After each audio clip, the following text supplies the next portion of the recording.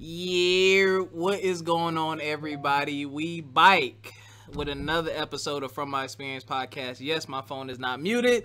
I'm going to try to keep the high energy intro stuff rolling. What's good? What up? What happening? Wherever you at listening to this, you're going to want to turn it up. You're going to want to tune in. You're going to get a notepad. You're going to want to take some notes because y'all about to get a bunch of gems, especially fellas. You're going to need this episode. I personally need this episode, and I'm probably going to open up a little bit more than I usually do because I need some answers. I need a bit of clarity. But first and foremost, I want to thank all of our subscribers, everyone on the Instagram page, everyone in the Facebook group. We love y'all. Thank you for our loyal listeners. As always, we hope you are taking care of yourself mentally, physically, and financially. One of our special guests, I just call her a co-host. She's a co-host. I'm just gonna say it. Here. Y'all stuck. I'm just gonna be showing up, whether you invite me or not. Go ahead. Ladies and gentlemen, we have Nella B back with us again. What's up? What's up? It's your girl Nella B. I'm so happy to be here with you guys today. Rob, like I said, I'm gonna show up whether you invite me or not. I'll just be lurking in the shadows. You don't answer if you call on Skype. Right. So I mean, why not? And y'all should recognize that voice from the Love and Lust Toolkit ad that is running through the show. Make sure you get yours. Special promo codes in the comments. Put on my sexy voice for that one. So. You did, yo. You did. How many of y'all had to Google repertoire? That's French. Fuck with your girl. But Rob, how are you? Rob is doing pretty damn well. I can't complain. Things are going pretty well. Yeah, I just found out I get to sit on my ass for another 4 months because we're doing all virtual start. Yeah. I imagine that would be harder though, to like keep things in order. It will be. Yeah. It will be. We'll figure it out. But you got it. You're equipped. You got it. Thank you for the vote of confidence. I am just over here chillaxing, trying to keep my family alive, trying to keep myself alive. Please do. So, making that happen. But I'm super excited for this show. Like you said, I think everybody is definitely going to want to tune in with their notebooks, pens, pencils, whatever. Write in pencil, guys, because you're gonna learn some stuff that's going to be like totally out of your purview. But today we have a licensed professional counselor on the screen. Like, she's got a whole bunch of alphabet soup, so I'm gonna let her tell y'all about that. But she is my bestie. I talk to her daily. She don't know that I'm trying to get free gems out of her, but now I guess she does, so that ruins it for me. But everybody, welcome Miss Christian Jackson, authoress and licensed professional counselor here on the show today. Turn up. Hey, y'all. I'm so excited. We are glad to have you. I have been stalking the show for a minute, and it's finally my time. I'm pumped. Let's get it. I have arrived. I'm famous for real now. Yes. I apologize. Y'all, it's my fault it's taking so long. I asked her way back in May to be on. We connected in May, and yeah, I just been doing too much. So, but we here now. We here. Right. We're here. I told you the time was going to be what it was going to be. I ain't going no place. So, here we are. Very true. I don't know where to start with you. I don't know where to start with you. There's so many layers. Me neither. Oh. There are. I was gonna say, I already told the people you're an authoress, you're a licensed professional counselor. Like, I know there are other letters behind your name. So tell us a little bit about what you do. Yes. So on the professional tip, sorry y'all, it's a lazy Sunday afternoon. I'm sitting here watching Glee. I don't really. Turn it off. Pause it. I paused it. I'm just like super in my relaxed mode right now, so I'm gonna try to be as put together for this show as I can. But don't be put together professionally. Okay, cool. So I'll go pour myself a shot then. So yes, on the professional tip, I'm a licensed professional counselor. Been practicing for 6 years as a therapist. 2.5 years fully licensed, and I am now kind of bringing others into the fold. I'm a clinical supervisor as well, so I'm finishing up that licensure too. I'm a certified addictions counselor, so that's what that CAC is. I help people in recovery from drug and alcohol use, and I'm a national certified counselor, which I don't really know what that means, Jess. You know what that means? We both have that credential. And I'm just paying for them damn letters. I don't know what they for. I'm not quite sure, but something we pay for annually, and people are like, "Oh, you do, yeah, whatever that is." I think it's all a money game. Just like, if you want to be real, though, we were talking the other day about the pharmaceutical game. You know what I'm saying? So I'm paying all this damn money for an extra set of letters. I'm not really sure what to do with it, because it's not like we can go from state to state anyway. That's a whole different soapbox. But those are what my letters mean. So I have found like this niche. You were just talking about French in here. I'm not really sure how to pronounce that I've word. Heard both. I don't know. I interchange the hell out of them two words. Let me tell you. Right. So, I have found my specific calling, if you will, within the counseling realm. So I consider myself a trauma specialist. I do ongoing education about it because I really enjoy sitting with people and holding space for people who are survivors of various types of trauma. The specific training that I have in trauma is for people who are survivors of sexual assault. And I did that for a year straight. And got really great grooming and training and education around trauma-specific interventions, meaning not only can I just, do some CBT with you and teach you how to think and kind of change the way you think and help you see different light of things, we also have to know the biology behind trauma and all that kind of stuff too. So professionally, that's what I do, and that's my training. I'm a co-owner in a private practice, Yana Counseling Services. Shout out to Tylet and Narumi. We are about 3 years old, and we are stationed here, if you will, in Columbia, South Carolina, right now on our laptops, paying rent at this stupid space we're not even using right now because of the Rona, but whatever. Whatever. Damn COVID. So we have a proper practice, and that's been fun. Being an entrepreneur, slowly but surely learning myself there, because that's hard. I can do the thing. I can be a therapist, but being a businesswoman is an entirely different thing. But yet and still, I keep birthing new things. So on another tip, I'm co-owner of a professional development firm, if you will. I'm rocking our t-shirt, actually. Hood boys need therapy too. Hey, very true. So that is something that it's actually a professional development firm that I have with a great friend and colleague, Tina Phillips. Shout out to you, JP Training. We started almost a year ago. Our birthday's coming up with this one training that we were supposed to do just one time that talks about the implications of trauma on Black boys, Black and brown boys. And that thing took off across the state. We've done it several times in the last year. We actually just did a training 2 weeks ago, trying to teach people at the top how to identify the symptoms specifically for Black and brown boys and like how that looks in trauma. And, talking about trauma interventions and making sure that the people at the top don't let our boys fall between the cracks, because that's and we've been doing this work. That's how we give back. And so it's just very timely now that, of course, we're getting all the nice Black Lives Matter calls now. Hey, can you teach us how to treat these Black and brown boys? Sure, as long as you got these coins. So that's what we do. On that end. And then, I've just launched my little Couch with Christian brand that is slowly. No, ma'am, I'm not gonna let you do that. I'm about to say.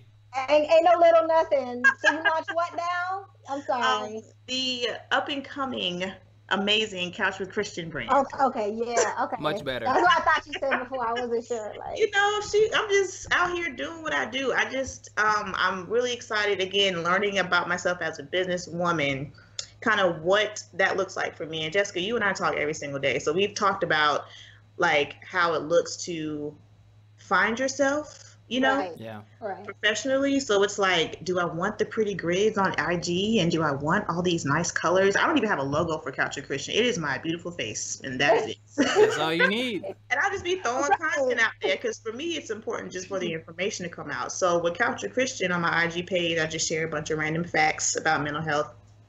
I do my mental health minute, which I've actually been doing for about 1.5 years on my personal IG page, and then finally decided just to kind of streamline it on Couch with Christian. So we're just gonna see what happens.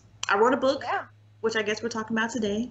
Yeah. Hey. I'm most excited about that, but that's what I do in the professional realm. You know, I'm a true millennial to the heart. I'm a slasher. I do lots of things, but you know, my umbrella, my mission, if you will, is to break the stigma about mental health, especially in the Black community, and normalizing that thing. So I'm just doing that in all different ways that I know how to do. I'm not listening to the older people who have said, Christian, sit down, you're doing too much. Because I'm like, bro, I got lots of talents. So why can't just do me? I am learning to, you know, find those couple of things. So I'm not a master of none per se. Yeah. But I mean, I have fun trying new stuff. I mean, Yeah. You sound like me for like the last 6 or 7 years of my life. I was the same way, and now I'm at a point to where I've really narrowed it and focused in, like kind of you said, what I've mastered in this podcast. This podcast has really shown me that some of the other stuff I was doing, I was like, I can let that go. It's okay. So I definitely feel you. I'm glad you're spreading yourself and letting people experience all of your wonderful talents and sharing those with the world. Don't ever stop. Yes, thank you. I'm gonna take that as a word on this nice Sunday today. Oh gosh, Okay. You can't take that as a word from the person drinking the beer. So let's talk about this book. Oh yes, let's get into it. What y'all want to know? Well, what is it? Tell the people what it is and how they can find it. So, first of all, the book is on sale, and I will mention this a couple of times, but you can go to couchwithchristian.com and you can buy it right now. www.couchwithchristian.com. You can get the book on Amazon, so that really made me feel famous. I mean, I know it's not much apparently to get your book on Amazon, but so you can get the Kindle version there, and you can pre-order the workbook that comes with it. So let's just dive into this thing. I wrote a book a year ago.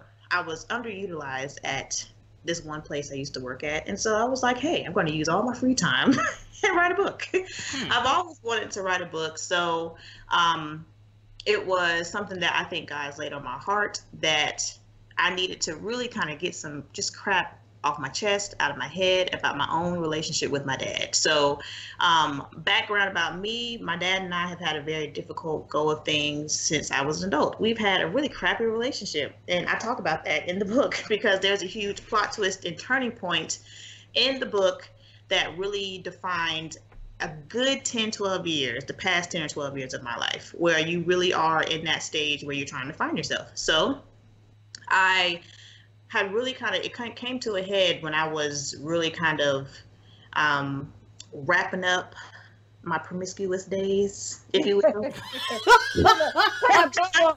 The bow on that, you know. Oh, that thing, you know, I was like, I can't do this thing forever. I'm getting tired. My body's changing. I'm a mama now. I'm married. Like, I just have to get my life together. So it came to a head around that time where I was like, I really am just tired emotionally. All these things, I need to get this out. It's a combination of things too. The book, I wrote it because it's a therapeutic piece for me, because I needed to process a lot of just the crap that was just going on.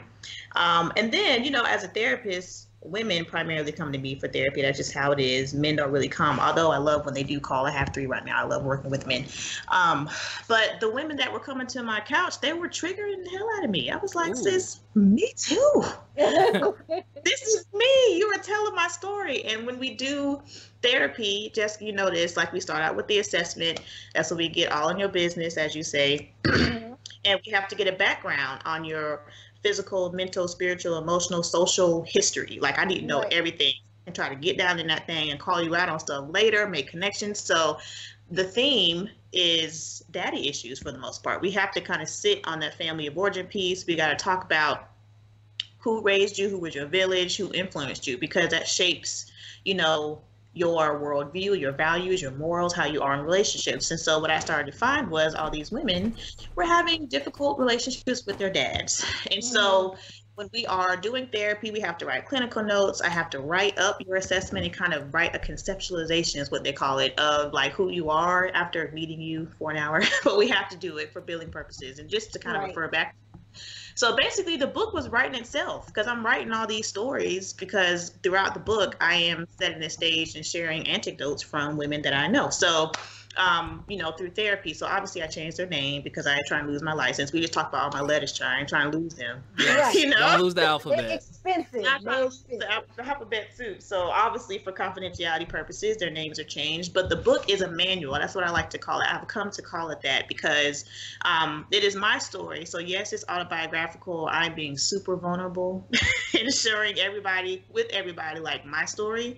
But also I am really trying to break the stigma, like I said, of mental health, but specifically about daddy issues. Because y'all know it has such a negative connotation when people say you have daddy issues. Yes. All kind of things, right? So the book is structured so that you know what daddy issues is. So I made up a diagnosis based on a couple of different diagnoses out of the DSM-5, which is the book that we use to diagnose anxiety, depression, all those things as therapists that we use. Daddy issues ain't in there. So I said, let me just make it up. So I went through with kind of like looking at patterns and themes from the women that I was seeing. So I saw a lot of rejection issues, abandonment, insecurity issues, trust issues, all those things linking to the anchor, right? Which is our family, our daddy in this case. So I wrote about daddy issues to women. That's what this book is for. But like you said, Rob, earlier, I'm so interested to hear what you have to say on the male's perspective. That's why I've been dying to get to you so I can hear what you have to say. I'm going to put you on the spot, but I really want to know, because even your initial feedback for reading the chapter you read that I sent a while ago, like, I was like, oh, I didn't even think about how men could actually kind of understand this more. So I'm hoping that this comes out of that too. So the book is, it's based on this diagnosis I wrote based on all those different criteria, because that's just what we saw. And obviously there are caveats, there are other variables and factors that go into all that stuff, but I'm giving you like that window of daddy issues. Like, how does a relationship with your dad or the lack of relationship with your dad affect all these things? So you have this diagnosis. I'm explaining to you what daddy issues is, and giving you a quick blurb about different types of women, which, we can talk about, I guess, as the show goes on. But after how about we talk about the type? Go ahead. Yeah, I was gonna say, I wanted to ask though. I know Rob definitely wants to get into the type of women, and I think that's important. But you're talking about like daddy issues impacting all of these things. What are the things that you have seen daddy issues impact? Ooh. Like, where are you seeing the impact on people from daddy issues? It is always, okay, so I have a consultation with someone, right? And they're like, I do like a 15-minute, hey, you hit me up, you want therapy, what's up? And so they'll usually say, and these are women, they'll say, my man is tripping. And he think I need therapy or whatever. And I kind of always thought that I had this thing, you know what I'm saying, where old dude was acting up and I really like it, but I know I need to be with somebody, but I'm not really sure. I just know that I just need to get me something. I need to have him around or her around, whatever it is, you know what I'm saying? They will always be like, I don't trust people. I don't rock with people like that. You know what I'm saying? I don't trust people like that. I don't trust them as far as I can throw them. Trust. It's always back to the lack of that. Or I just don't think that I can do this. I'm not really sure if this job is for me, if this person is for me, or if I look the way he want me to look, or how she wants me to look, or I don't know if I'm the greatest mama. You know what I'm saying? My kids, they just, I don't know what it is about my son, but he really does. He be taking me there. I don't know. We just be butting heads. Or the woman that says, oh, I don't get along with women. I don't do females. Oh, I've heard that one a lot. I hear that so much. And a lot of that is, it's for me, it's so clear now when I see that lack of trust. It's usually a lack of trust in themselves. So you were triggering me so much to the point where I don't even trust myself around you. So I'm just going to push you away because I can't really handle this type of relationship, whether that be a coworker or a friendship or with you and your son or your daughter, whatever it may be. It's always about what the other person is not doing, and there's a lack of accountability. Right. So, that's pretty common. That's only like the tip of the iceberg. Right there. And I've been that, like, I don't rock with girls. I know. Like, if anybody would have told me I would have been in a sorority, I'd have been like, you's a liar. Okay, like, never in a million years. So, like, who are these women? Like, tell us about the women you're gonna give us insight on in the book. Who I need to run from and who I need to study for. Okay, cool. Look, if you look here, let's go to That's why you need to get you a Hold book. hold the page up. I'm looking at hold the page up.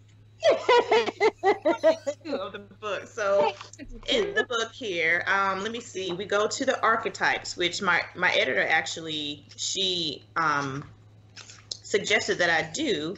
Is actually on page 32 here. I started to outline who these women are. So I gotta say, one of our other best friends is great. Hey Michelle. She called me out. She was like, bro, like, I know you're writing this book about daddy issues, but I have a daddy. Wait. Girls call each other bruh. Yeah, we do.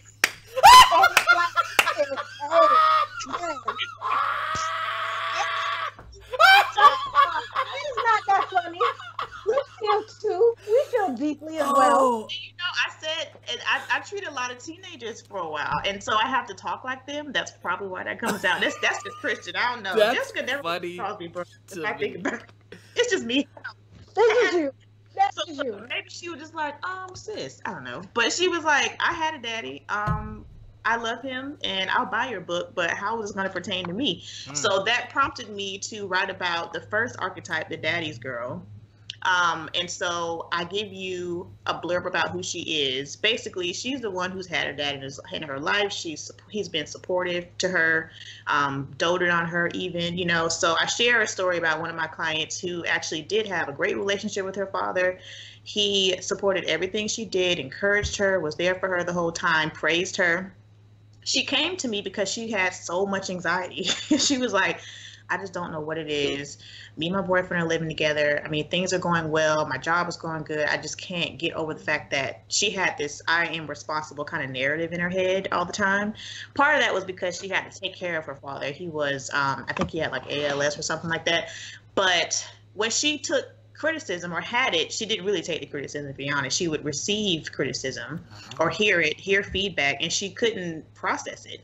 And so after a while, I get like I can get a little ratchet with my clients, you know, depending after we build a little relationship rapport. I'm like, sis, you don't like to be told that you did something wrong. What's really good with that? And she said we got to the point where she realized that she had received so much praise that she didn't know how to receive anything different. Ooh. So whether it came from her boss, it was interesting. She was like, but I've always gotten all A's and was like in all the clubs and was amazing. Like, how are you going to tell me as in her early adulthood that I'm not doing the right thing? Like, I've always been the overachiever type of thing. So it was weird for her to hear those things because her father had set such a high expectation for the praise that she was used to receiving. So obviously her dad had good intentions to, like, you know, pour into her and make sure she had an amazing foundation of self-esteem. But was it really that strong enough of a self-esteem if she really couldn't take, you know, that feedback? So that was what prompted me to add the daddy's girl caveat in there. There's another friend I have that she says that her dad does everything for her. So like he would meet her and like move stuff for her, hang stuff for her, whatever. She's single, like in her younger 20s. And she said that she's like, maybe I think that's probably why I'm single, because, you know, I have like, right, all these expectations for these dudes I meet. And she was like, they're not doing it like my daddy. So they're wrong automatically. Damn it, Christian. You pause. What's up? What's coming to your mind, bro? You literally just hit. Okay, when you said daddy issues, you nailed two of my exes immediately. Immediately. When you said that, you nailed them. You didn't get the whole word out. But just what you just said just now nailed the third one. Nailed the third one. Wow. I didn't even think about this type of relationship that a young lady could have with her father as a quote unquote, or could be an issue. Yeah, for sure. For sure. And you know, like, Rob, it's actually why I haven't even like gotten into my book yet. And I don't know if I've talked to you about this yet, Christian, but my dad died, right? And so I have this like very idealized image of him that I don't want to break. I don't want to read this book and realize, you know what, your daddy wasn't that great. Right. That is so true. That's true. So you're absolutely right. Like, we hold our daddies in high esteem. You know, those daddy girls. But who else is in this book? Because you talked about like putting a bow on your promiscuous activity, and I've been there as well. Is that an archetype of daddy's issues? Yes. Why? Yes, it is. And I want to loop back to what you said too about your own dad, just because I did have a couple of girls reach out that said they felt guilty for even saying they had daddy issues. Like the issues part is like really triggering for them because they're like, my daddy was there. So, I can explain later like why I named it that, in the actual title of the book. But yeah, the other, like, I first of all have been all these women that I'm writing about. You know what I'm saying? Like, I'm a combination of a lot of them. So the promiscuous type is someone else that I describe to you all in the book as an archetype of a woman with daddy issues. And she's the one who just liked to just get it in at all times. And did she really like it? No. Sex wasn't good for me for a long time. As much of it as I had, I wasn't really into it. Yeah. I was into validation. I was into someone telling me I'm cute. Because by the time I got to college and like gotten over like that awkward phase and my braces was off and I was cute, you know what I'm saying? Oh my God. I used to love a good Kappa party, a pretty nasty party, like I just was like, oh my word, like I'm here for it, Rob. That wasn't to stroke your ego by any means. That didn't stroke my ego. I'm thinking about my ex-girlfriends now. Go ahead. Yeah, for sure.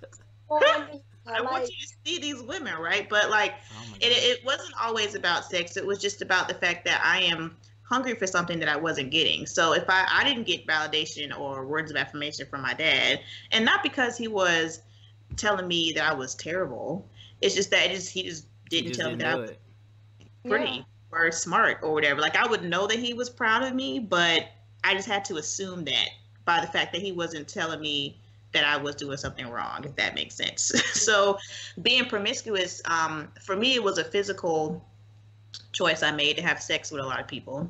And that was just a search that I had for something that I didn't get, or something that I thought I needed to kind of keep attention because I wanted to be relevant. It's like so many things. I go back now after being trained as a therapist and really sitting down in that thing and my own stuff that really taught me, but damn, Christian, that's why you was doing that stuff. Like, that didn't even feel good. And I'm not talking about like physically intimate, about just like that emotional connection. Like you went out to dinner with this dude. Why? Because he said you was cute. Like, what does that matter? So that is actually part of why I wrote the book and named it Daddy Issues, because of the fact that society, you talk about a woman with daddy issues, she's the hoe. You know what I'm saying? Or she's the gold digger, which is the other archetype I write about, the gold digger. But, I submit to y'all that she may not be just digging for gold, if you will, quote unquote. She's digging for validation and security, intimacy, an emotional connection. Rob, why are you making that face? I know, you look so hurt. I need to pause. What's going on, bro? I feel like I'm reading you. I'm so sorry. I'm making faces because your book would be infinitely beneficial to men. Coming from someone who's, straight men who date women, everything you're saying is resonating with me heavily.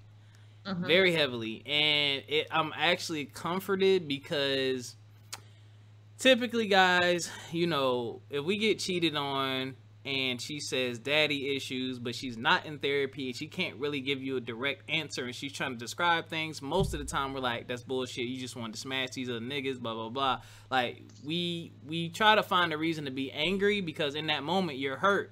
So you're not really looking for understanding and caring.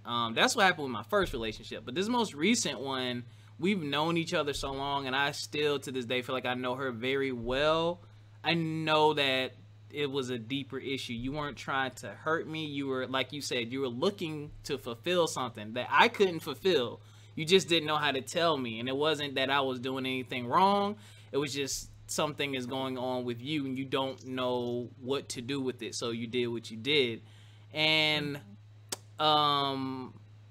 it's just really making me think about that a lot. And that's something that most guys, we don't think about, which is why we gotta have deeper conversations. Like, if you want to be with someone for real and be in a long-term relationship, you need to talk to her about, how's your relationship with your parents? How's your relationship with your father? You need to ask these questions. These are questions that I asked. And I knew early on she didn't have a good relationship with her dad. Like, I could just tell.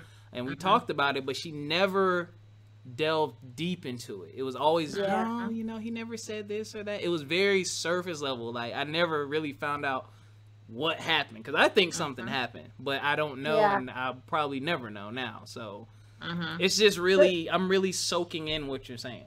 Yeah. I just wanted to go back to something you said. Like, it was nothing that you did or didn't do.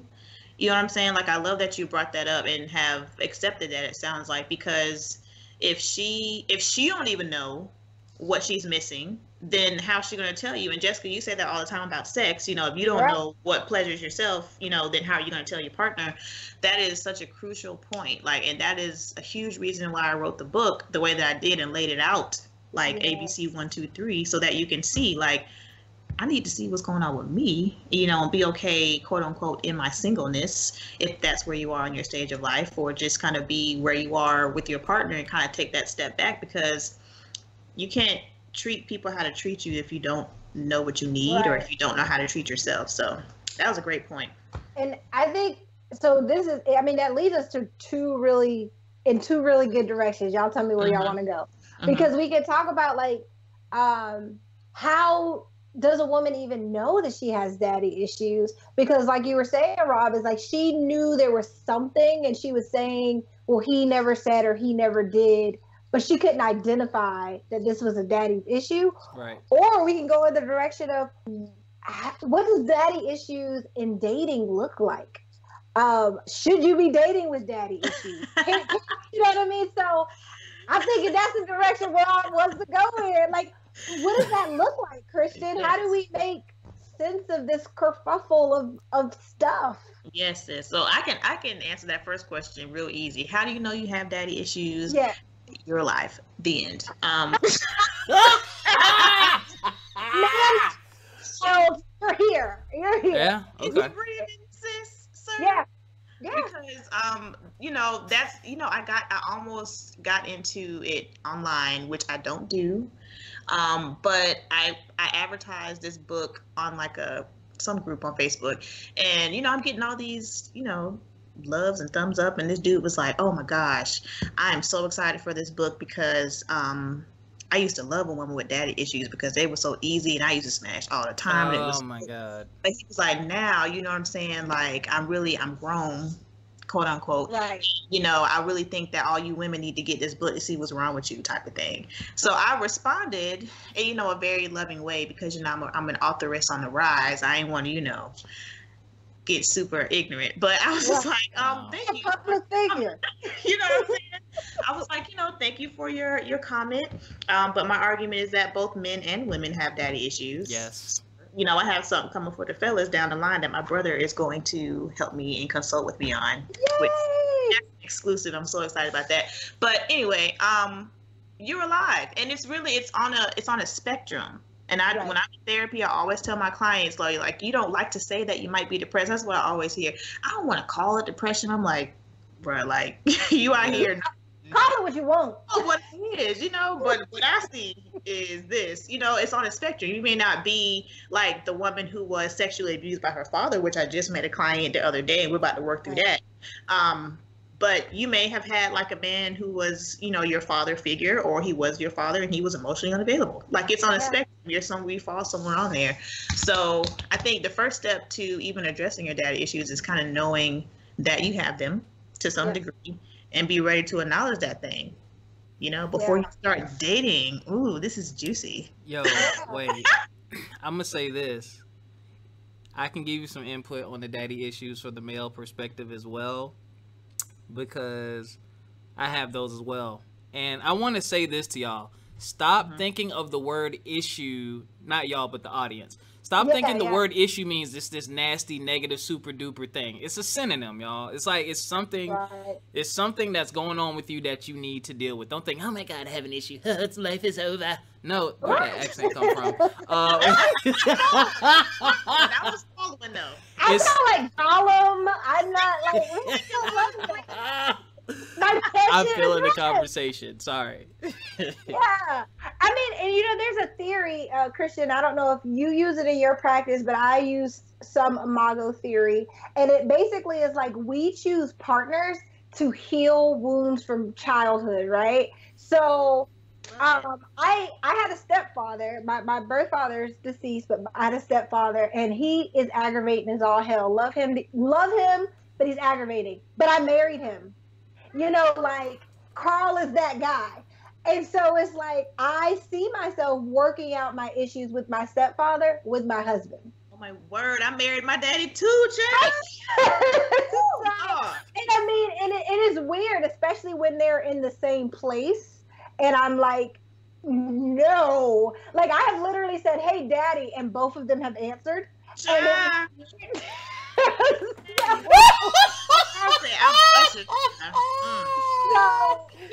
So that theory, I imagine women when they're dating don't even realize that they're dating men who are very similar to their dads. Yes. I don't understand why. I didn't get that till one of my homeboys was like, he he was promiscuous, and it was funny. He was like, yo, when you date chicks, you really know what their relationship, you need to know what their relationship was like with their parents, because that's the first relationship that they know. And that's typically what they go off of when they look for a guy. And it's like, we do it. It's like, it's subconscious. Like, I'm not looking for someone that's just like, you have to be like my mom, but my mom cooks, my mom cleans, my mom's very nurturing, my mom's very caring. And every girlfriend that I have has been like that. And it's like, oh, crap. Like, when I look back and compare. Yeah. I mean, I think I answered this question the other day in another interview I did, and she was like, "Do we date our dads?" And I said, "I mean, I guess so. I mean, I married mine in the like emotional, unavailable-ish way. Yeah. Like, Tony would never do to me what my dad did." Which you'll have to read the book to find out. Cliffhanger. But but I think that if I look at it through a lens of trauma and kind of like that that trauma bonding piece, where trauma bonding meaning like it's the easiest way to explain trauma bonding is like a woman who is a survivor of intimate partner violence, or IPV, which is formerly called domestic violence. It's just new language that we're using. So they'll say, why she ain't leave that nigga, whatever, why she still staying, she taking all this stuff. Well, that's the trauma bond. Or like the sex worker who is, loyal to her employer. You know what I'm saying? Or the woman who is being trafficked, or the child who's being trafficked. There's a lot of grooming and brainwashing that goes into it, and you just feel a sense of loyalty to the person who is harming you, that you may not even see it as harm. So that I kind of look at it through that lens, as it relates to like why we would be attracted to our parents, even though it may not have been the healthiest relationship, because I've had survivors of trauma, sexual trauma even, who have said, like, we've worked through this thing, we have gotten through something, we made progress, and sis is like really getting it in, she know how to take care of herself. But then she's like, this is weird because I'm calm and I'm at peace. What is this? Like, I don't know how to be without my anxiety. Like, this is so weird. And I told my own therapist that. I was like, because she and I worked through my daddy issues legit for a year straight. And she was like, and I told her, I was like, I really don't feel like this urge to, like, whatever nervous habit I had at the time, I forget what it was now. Look, deliverance. But she was just like, it's like anxiety is like our friend, and we kind of get used to living with it. So even with like, the social climate and, the racial climate and everything happening now, I think I saw a meme about how Black people, we're used to this thing. Like we've dealt with racism in our entire lives. You know what I'm saying? Like the microaggressions and things. So you don't even know the difference. So if I'm dating my dad or dating my mom or whatever the case is, it's like, well, this is just kind of what I know, whether it's healthy or unhealthy. Maybe you don't know the difference. Maybe you don't care what the difference is, or you just think it may be uncomfortable to date somebody different because you wouldn't know how to handle that. Us staying on our toes, sometimes we just avoid that kind of work. So that is kind of what I'm thinking about when it comes to dating our parents.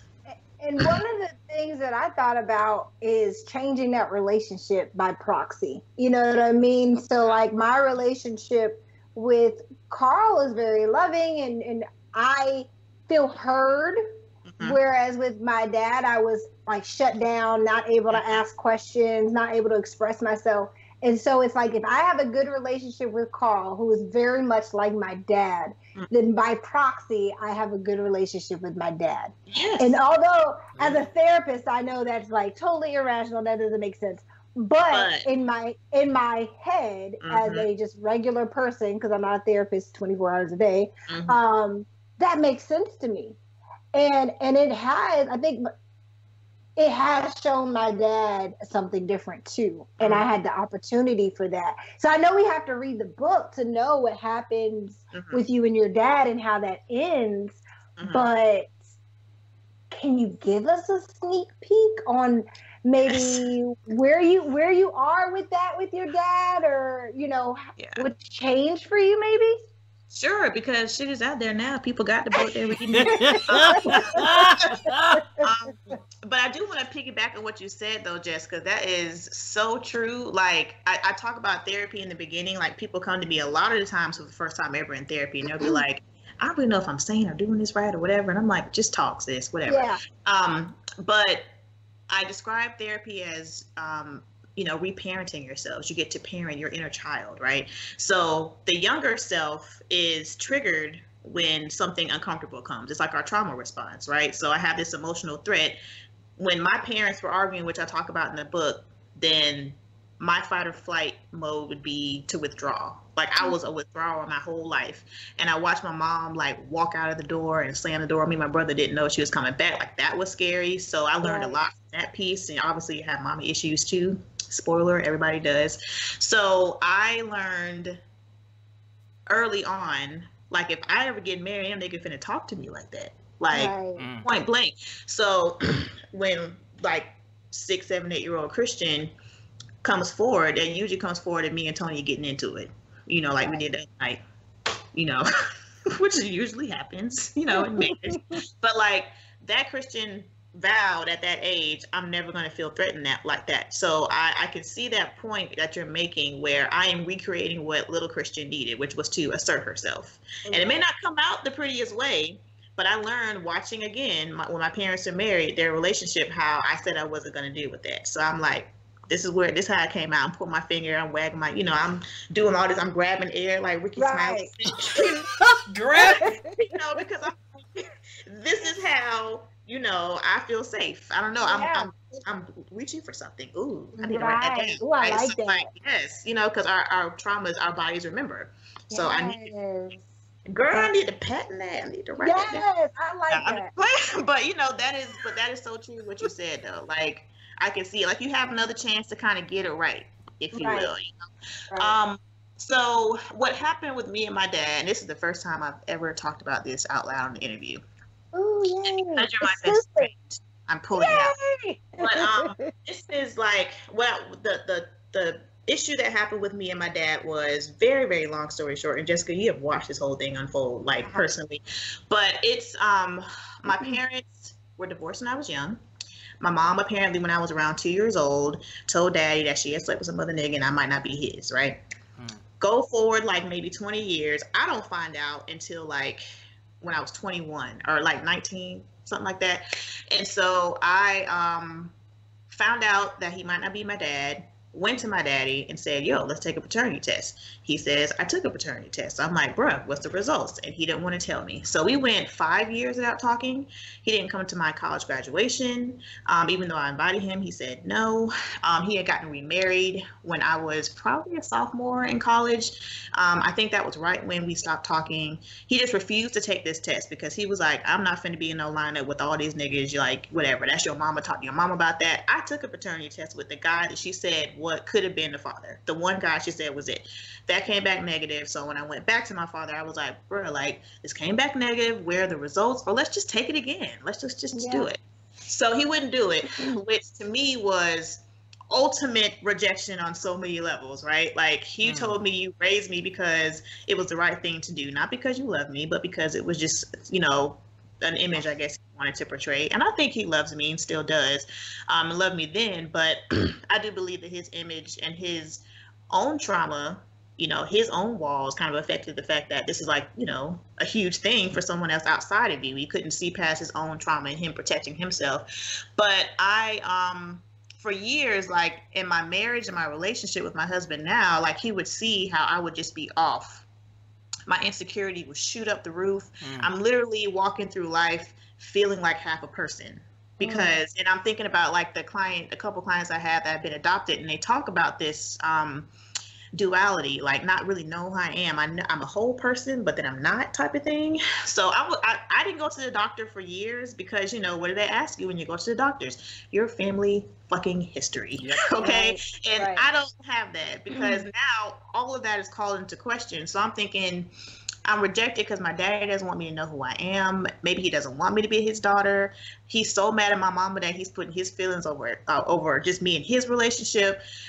When I got pregnant, I was 6 months pregnant with our first son, Carter, before I finally started talking to him again. Because I'm like, oh, I guess, you know, I'm pregnant. He knows about it now. I want him to know his grandson.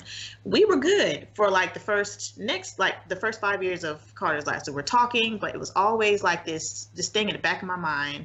I never brought it up until I think Omari was born.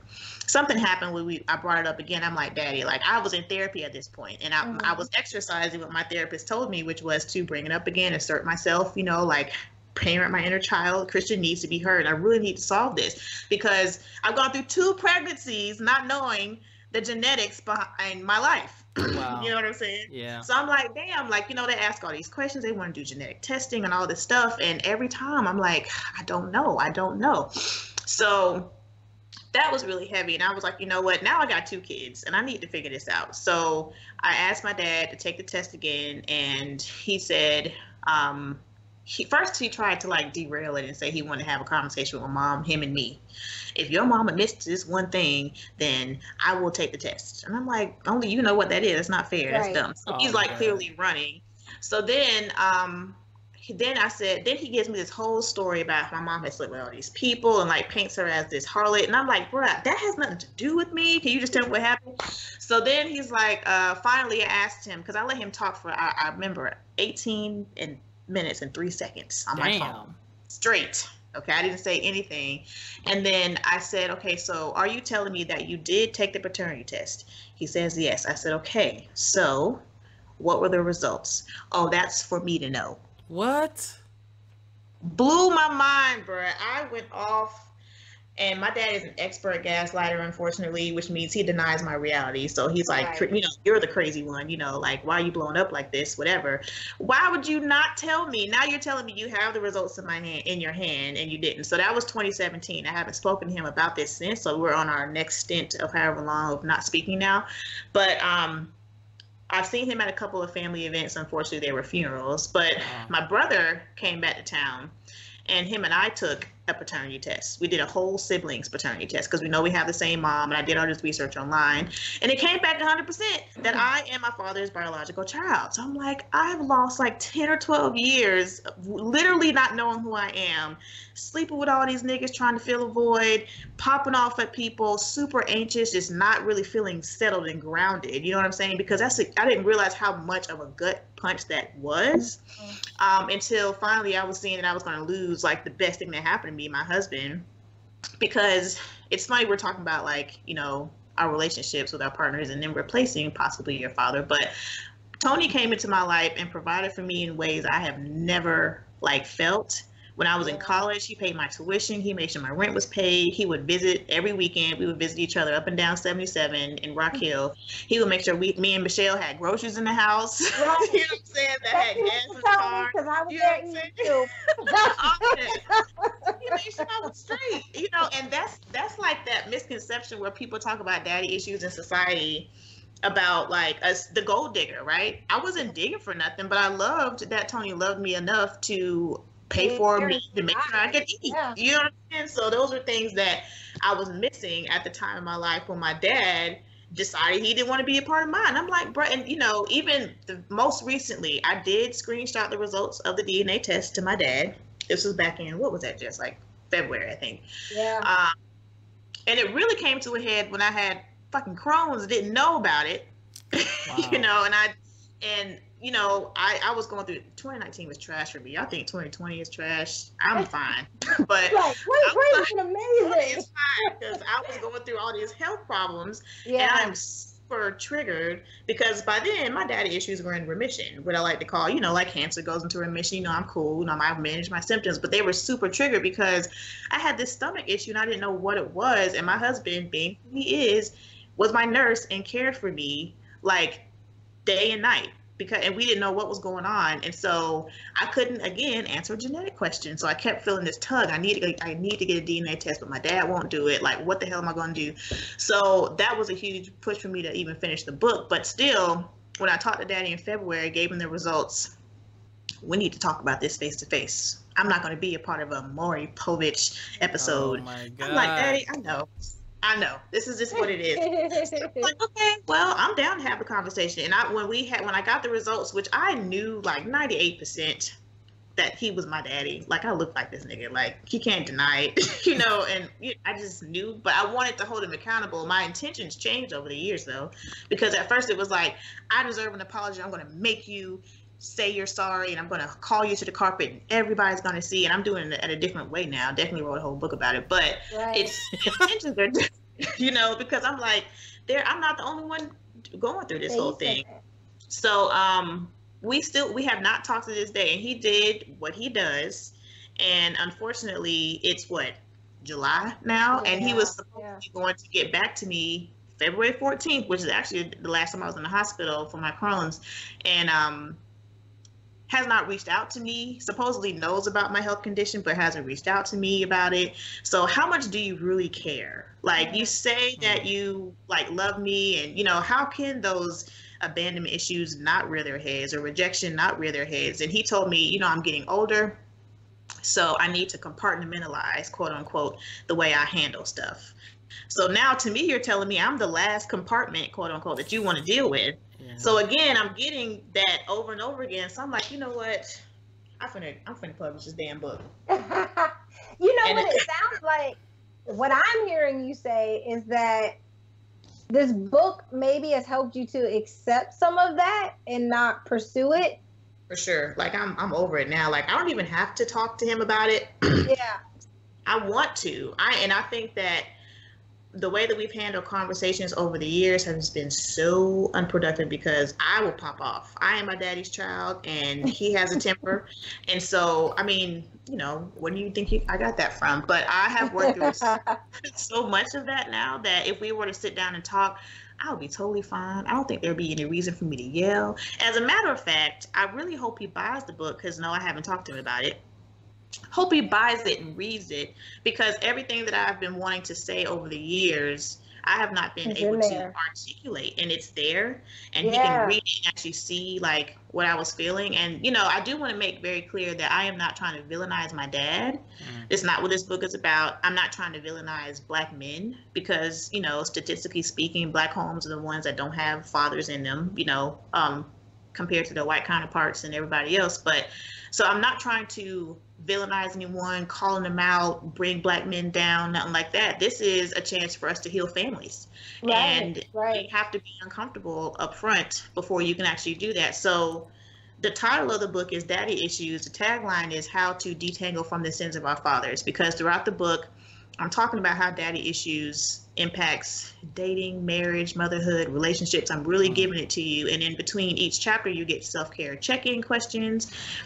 They're expanded upon in the workbook. So, you know, you really get a chance to get your therapy on by yourself, which we can talk about later. But the tagline is Detangling from Our Fathers, plural, because our ancestors can be healed through the work that we're doing on ourselves, right? Wow. So our dads are not doing this because they want to be jerks. Right. I know my dad is a survivor of severe emotional trauma.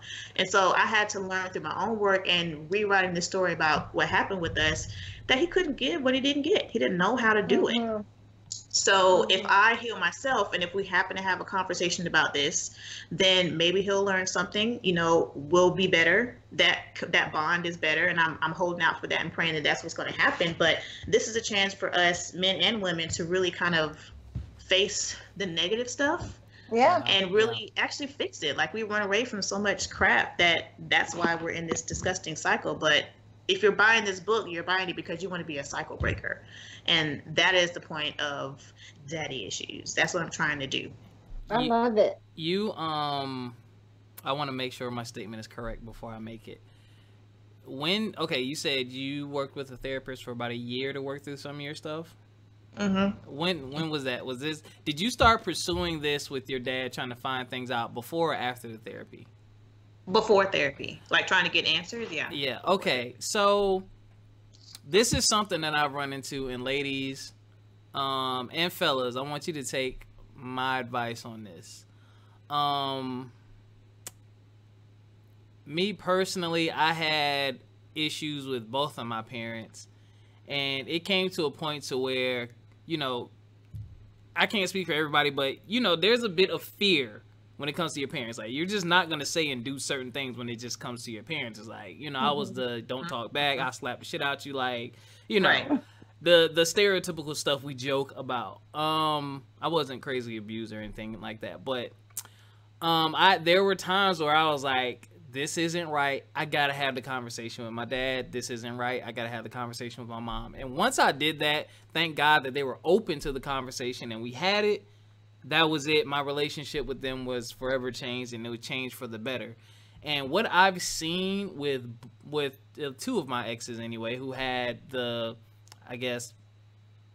don't know which girl one of them was promiscuous. They kept saying they have this issue, and I would say, not pushing, but I would share what I just shared with y'all and say, you need to have a conversation with them. Like, even if they don't give you what you need to get it off your chest, so that now you know that they know. And they're at least going to think about it, because eventually they may come around, they may not, but you've gotten it off your chest. And I commend you for being brave and strong enough to pursue it as much as you did, because most people just think they can bury it and bury it and bury it. You're not burying it. It's manifesting in all your other relationships. And like you said, you know, something's wrong with me, but I don't know. It's like, you need to have that conversation. Especially because and thank you for that, because you can't unhear things. Once it's out there, they can't unhear it. Your parents heard you, and it was like, whether they liked it or not, this is how Rob feels. Damn, like, yeah, you know. And they can choose to take it, or I'm waiting for mama issues, because that's what I got. Yeah, I've had so many people reach out about that. When are you writing that book?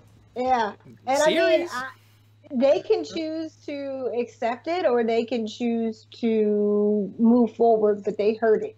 They heard it, and they can't say, oh, well, you never told me, because no, I absolutely did.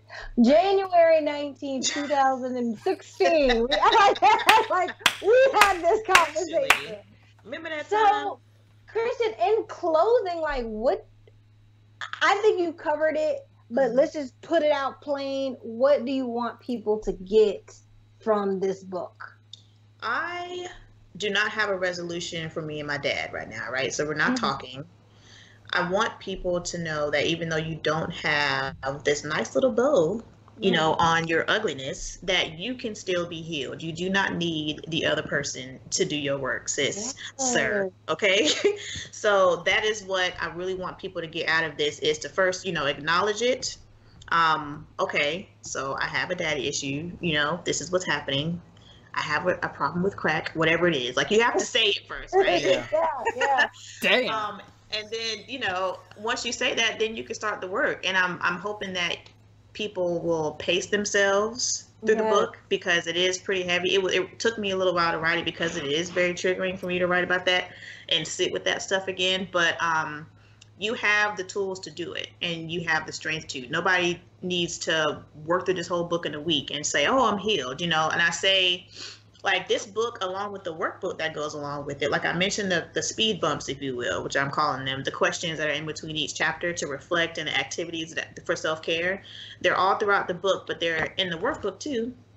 And I've expounded upon them in the workbook to give you room to write and to journal, so that you can, again, take your power back, because that's what trauma is that unfortunate invalidation of self, of your space, of your confidence, all that stuff. And so this is giving people a chance to get, I think, a good 6 months worth of therapy in this book. Ooh. And together it's like $40 or $50 after shipping and stuff like that. So, and that's less than one session with Jessica right here and with me. Right. You know what I'm saying? So, but we still encourage you to get those sessions. Yes, please get them do both. do both. But I've had people, and nobody's actually said this directly to me about this, but you talk about, I'm not spending $100-something to go to therapy. Okay, cool. Don't invest in yourself. Go buy them bundles, sis, and dye your hair. Go do that. Go buy them J's, sir. Go to that concert and don't invest in yourself, and see how much you are happy after getting those things, because that's not going to help you.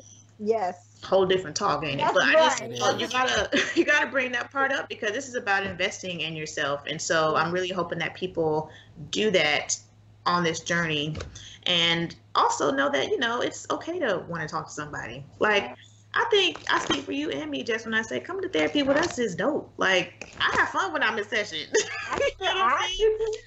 And it's scary, and when you said that, even I got a little twinge of because investing in myself as a businesswoman has been terrifying for me, but it is so worth it. And if that is the thing that you need to do, because yes, you could totally talk to your friends, and I encourage people to have a village and talk to your friends, but remember, these people don't have the training necessary to help you to gain the insight that you may need. So yes, use your village, absolutely, but also remember there are resources. There's this wonderful book, this Daddy Issues: How to Detangle from the Sins of Your Fathers. And I screw that up every time, so I apologize, Christian. But basically, get the book, save the workbook, in the workbook, save up your coins, and have you a session or two. Get you a session. And it's not therapy as you see it in the movies. I think that's the problem we need to have. Yeah, it's not like that. Rob, you've experienced the taste of the therapy. I have. Right? Yeah. I heard you talk about that on the podcast on another episode. Yes, I cried afterward. I'm currently shifting things so I can continue, because it's important. There's just things like you said, you can have your circle and you can have your friends, but they don't have the training, and your friends think they know you, but we always keep a bit of ourselves to ourselves. And it's funny, when you go to therapy, you just tell them everything, because you want to get the answers. You should tell them everything if you want the real answers, if you want actual help. So yeah.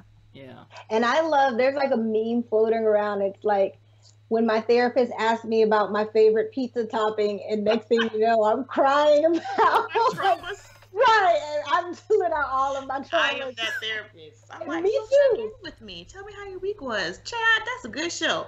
Now, remember that time your daddy said, right? And it's like, what the fuck? What happened? Oh, I gotta. What did that remind you of on Glee when you heard that? Oh my God! I'm gonna turn it right back on. No, I do have a question I thought of. What's that? What advice, besides, obviously y'all need to buy the workbook and buy the book to help yourselves, but for men like me who have dated girls with daddy issues, the relationships did not end well. Obviously, I want to continue to date because I do want to get married. I do want to have children. What advice do you have for the men out there who are dating these women? Ugh, that's a great question. Turn your camera back on. So I think that you brought up a couple of good points anyway. First of all, I think that the first thing is to exercise some empathy for these women. Absolutely. Because we are, look at you. I mean, we're all going through something. That's true. Which, brings me to the next point. We're not making assumptions about these women. If anything, when you feel uncomfortable or triggered, which is really what that is, use that as an opportunity to lean in, learn. You know what I'm saying? Like, you can't just sit in this space and just assume that things are going to get better, or that she don't know what she's talking about, or she ain't never going to be fixed. Because, bro, there's probably something going on with you too. And there are daddy issues that you may be dealing with as well, which you said here in this show. So using that as an opportunity to say, okay, I need to sit with this. This is touching some of my stuff. Like, some of my stuff is coming up, because in a relationship, there's an exchange. There is no way that you're going to be in some dance and somebody's sitting still. They may be tapping their toes. That's still movement. Like, there's still some kind of exchange, some kind of energy that's flowing. So you got to use that as an opportunity to do your own work. That's it. You know what I'm saying? Yeah. So I think that it would be cool if men like really made it plain, even if you just write it down, some bullet points, what you were looking for in a relationship, and write to yourself where you learn those values. Mm-hmm. Why do you want that type of woman? Ooh. Where does that come from? And if something is impeding you, quote unquote, obtaining those things, then that's coming from you. That's your own stuff getting in the way of it. Yeah, and I like that you said like she ain't never gonna be fixed, because I see couples and in every time, no matter what, it is either the woman bringing him in and be like fix him, or the man bringing her in and be like fix her. And the truth of the matter is, unfortunately, we're all a little broken. Yeah, right. I mean, unfortunately, and as a man, you have to acknowledge those where you have those deficits, and saying, like Christian said, what is this touching in me? Like, why is whatever's coming up for her a thing for me? Right. And even, why you want that type of woman. Just like, I know for a fact, I am nothing like my husband's mother. I love when she comes to visit because she cooks, cleans. Like, she is just so attentive to the kids, and I can go and like be a spaz like I am. I don't know what attracted my husband to me, but I have told him several times, I'm not your mama. You need to figure that out. Oh my God. Just being introspective about you. And that is what's important about relationships, and what everybody misses about, even me. That's what I missed about the relationship, is like, no, I just need you to do these things, but then I have to realize why. Why do I need those things? So yeah. And, that just reminds me of actually. I know we're closing, but I do want to share this one. Are we closing? Story. I mean, I just don't see an end to this, and it's all good stuff. I'm never mad. I'm never mad when my never ending. I'm never mad when my guests want. Like, this is what it's about, man. People need to. This is therapeutic. Give me a free session, double session. Okay, look. I need this, man. I've been hurt by these women, so I'm trying to understand where they're coming from. Ooh, and acknowledging that. Yes, go ahead. That's a lot of work in itself, but I am seeing the sweetest young man. I have been seeing him for 2 years. And I remember we'll call him Bob. When Bob called me, he was like, yo, I saw your thing online, and I think something might be going on with me. I don't really know. I don't know if I believe in therapy, bro, but can I make an appointment? I was like, cool. This is what it looks like. Meet me here. Okay. So we got together, and we've been like rocking consistently for, like I would say, about 2 years now. And he wants to do this work. He wants to do the work. And I love it because he'll do the homework and everything. We read through Charlemagne the God's book together because he wanted to understand his anxiety. Like, he is such like an amazing young man. Like, he's in the military, got a good job, just bought a house, like a catch. He's a Kappa man. So, so I'm like, he's like, and I say that because he's like, I achieved all the things, even the frat, bro. Like, I just got everything I want, but I just cannot make it work with these females. And I'm like, let's get into it. He has both daddy and mommy issues. His mommy issues are they're heavier. But he's a product of divorce, unfortunately, and that y'all know what that does to a family. Me too. Yeah, same.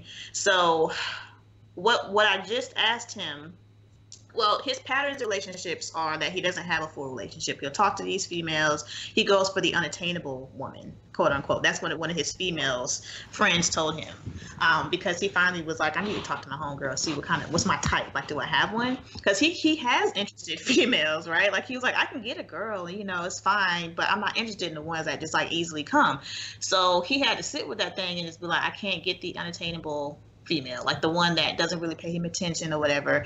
And that's when we dove into his mom issues, where his mom, unfortunately, he was like a parentified child, we call, like he had to be the man of the house once dad left and they separated, he remarried or whatever. So he had to, for whatever reason, do a lot to get his mom's attention, which is after she started working so much and wasn't really paying attention to him, not because she was being malicious, but she was busy. She was a single mom then. So his pattern in relationships was see me, and I'm going to do all these things, get these gifts and this stuff for these women, and they're going to pay attention to me finally. What he didn't get was how to be a man in a relationship, quote unquote. And we can talk about that nuanced term I even just said later. That's a whole different shit. Yeah, you're going to have to explain that. But like the traditional masculine role in a relationship. So he just didn't he doesn't see his value. That's what it all comes down to. Like you want to hear from his, and I was like, do you even, you said on paper, and like Jessica said earlier, something about knowing logically one thing but not really feeling it. We have our left and right brain.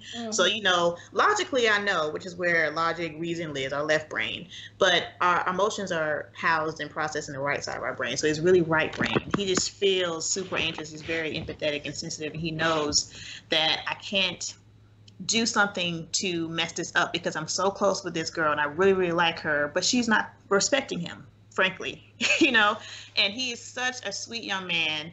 But I asked him, what do you actually feel about yourself? Like, you can tell me on paper you look great and you know that you're a catch, but you don't feel like what's getting in the way. And the truth is, for the fathers who are out there and have sons, you need to be pouring into your sons from jump and telling them, they need to hear it from you, Dad, that you were amazing. I can tell my sons all day. I have 2 boys. I'm raising 2 future fathers one day. Right. And we're just trying not to screw our kids up.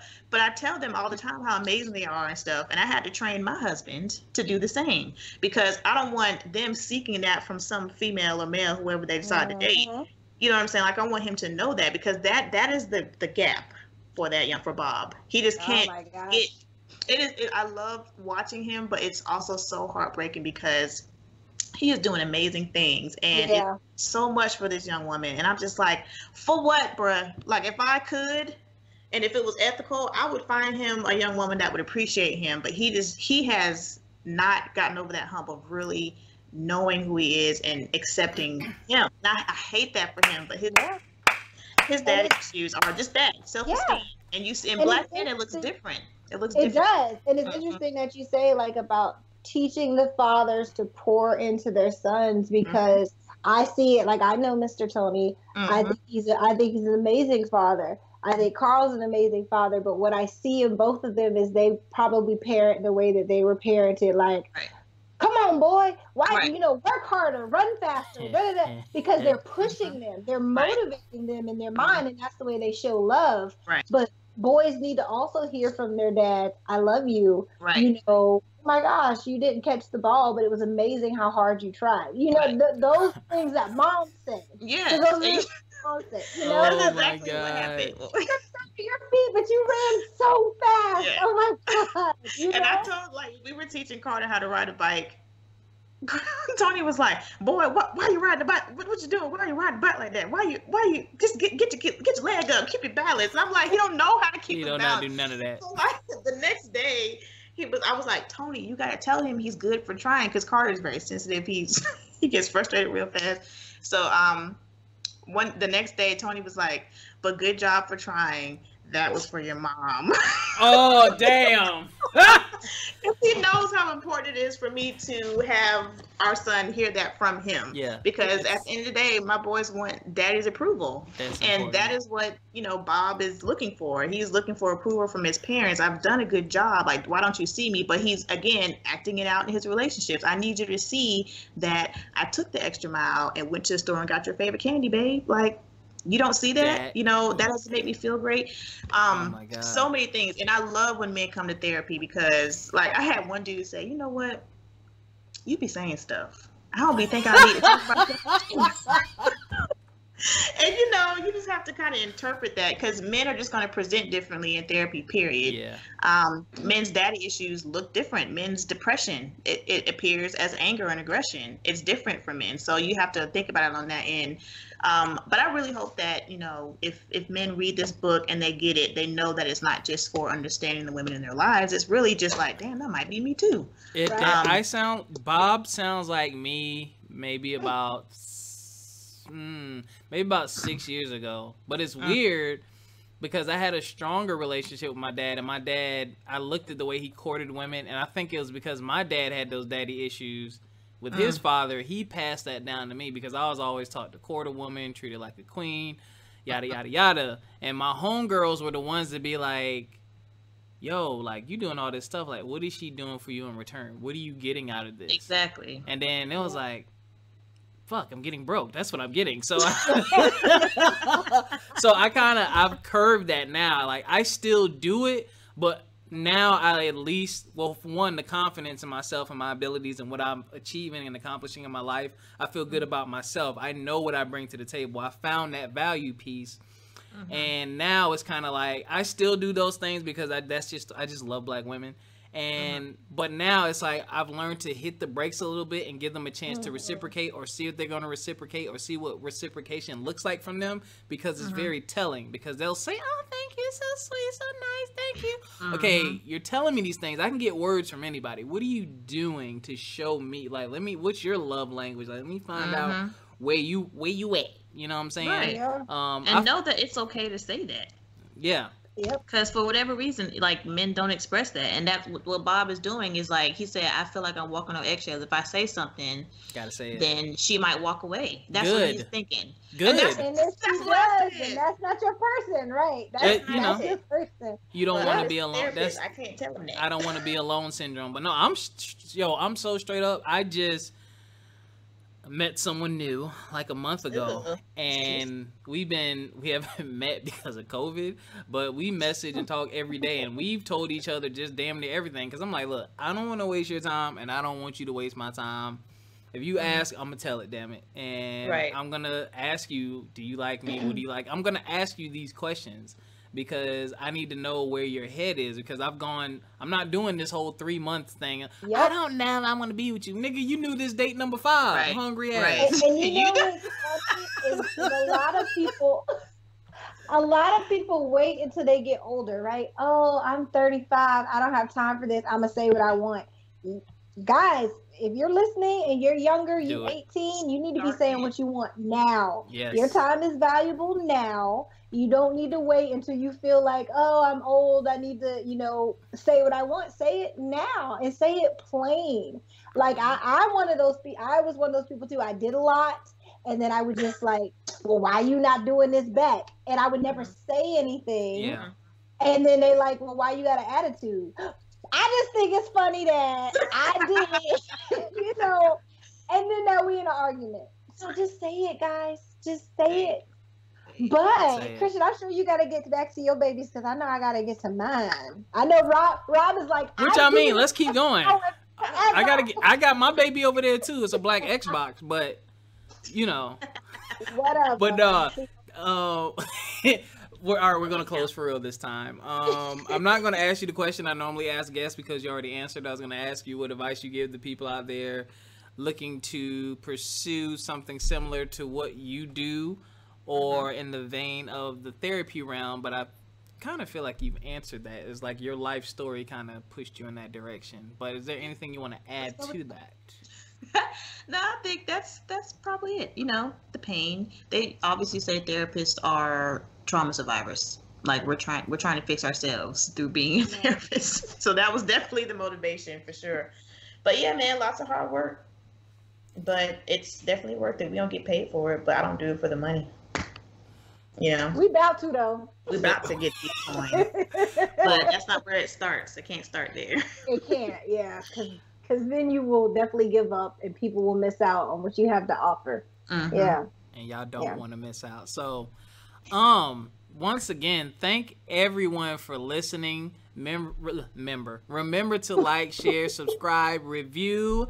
Mrs. Jackson, pardon me. Tell the ladies and gentlemen out there where they can find all your stuff. This will also be in the description, but go ahead and shout out all your things, your book, your Instagram, your Facebooks.